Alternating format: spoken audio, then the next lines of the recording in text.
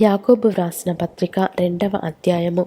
నా సహోదరులారా, మహిమా స్వరూపియగు మన ప్రభువైన యేసుక్రీస్తును గూర్చిన విశ్వాస విషయములో మోమాటము గలవారై ఉండకుడి.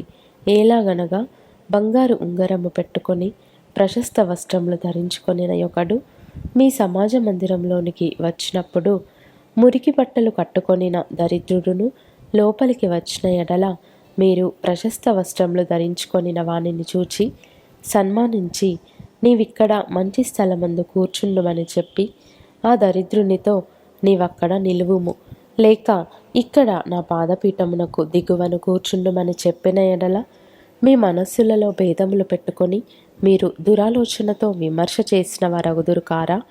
నా ప్రియ సహోదరులారా, ఆలకించుడి. ఈ లోక విషయములో దరిద్రులైన వారిని విశ్వాసమందు భాగ్యవంతులుగాను, తన్ను ప్రేమించే వారికి తాను వాగ్దానము చేసిన రాజ్యమునకు వారసులుగాను ఉండుటకు దేవుడు ఏర్పరచుకొనలేదా? అయితే మీరు దరిద్రులను అవమానపరచుదురు, ధనవంతులు మీ మీద కఠినముగా అధికారము చూపుదురు, మిమ్మును న్యాయసభలకు ఈడ్చుచున్నవారు వీరే గదా. మీకు పెట్టబడిన శ్రేష్టమైన నామమును దూషించువారు వీరే గదా. మెట్టుకు నీవలే నీ పొరుగువాని ప్రేమించుమను లేఖనములో ఉన్నట్టి ప్రాముఖ్యమైన ఈ ఆజ్ఞను మీరు నెరవేర్చిన ఎడల బాగుగానే ప్రవర్తించువారగుదురు. మీరు పక్షపాతము గలవారైతే ధర్మశాస్త్రము వలన అపరాధులని తీర్చబడి పాపము చేయువారగుదురు. ఎవడైనను ధర్మశాస్త్రమంతయు గైకొనియు ఒక ఆజ్ఞ విషయములో తప్పిపోయిన ఎడల ఆజ్ఞలన్నిటి విషయములో అపరాధి అగును. వ్యభిచరింపవద్దని చెప్పినవాడు నరహత్య చేయవద్దనియు చెప్పెను గనుక నీవు వ్యభిచరింపకపోయినను నరహత్య చేసిన ఎడల ధర్మశాస్త్ర విషయములో నపరాధివైతివి.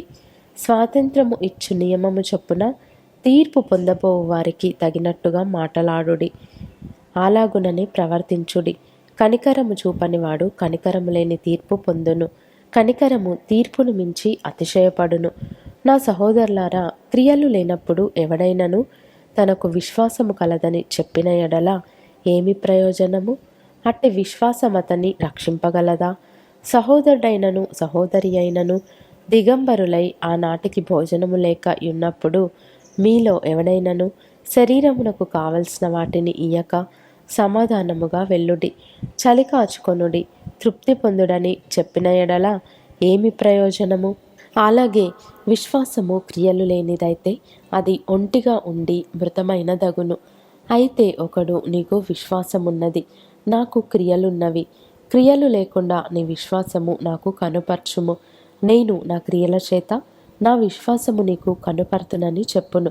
దేవుడొక్కడే అని నీవు నమ్ముచున్నావు, అలాగూ నమ్ముట మంచిదే. దయ్యములను నమ్మి వణకుచున్నవి.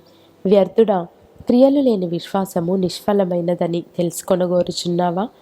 మన పితరుడైన అబ్రహాము తన కుమారుడైన ఇస్సాకును బలిపీఠము మీద అర్పించినప్పుడు అతడు క్రియల వలన నీతిమంతుడని తీర్పు పొందలేదా? విశ్వాసము అతని క్రియలతో కూడి కార్యసిద్ధి కలుగజేసెననియు, క్రియల మూలముగా అతని విశ్వాసము పరిపూర్ణమైనదనియు గ్రహించుచున్నావు గదా. కాబట్టి అబ్రహాము దేవుని నమ్మెను, అది అతనికి నీతిగా ఎంచబడెను అను లేఖనము నెరవేర్చబడెను, మరియు దేవుని స్నేహితుడని అతనికి పేరు కలిగెను. మనుష్యుడు విశ్వాసమూలమున మాత్రము కాక క్రియల మూలమునను నీతిమంతుడని ఎంచబడునని మీరు దీని వలన గ్రహించితిరి. అటువలనే రాహాబను వేశ్య కూడా దూతలను చేర్చుకొని వేరొక మార్గమున వారిని వెలుపలికి పంపివేసినప్పుడు క్రియల మూలముగా నీతిమంతురాలని ఎంచబడెను గదా. ప్రాణము లేని శరీరం ఎలాగూ మృతమో అలాగే క్రియలు లేని విశ్వాసమును మృతము.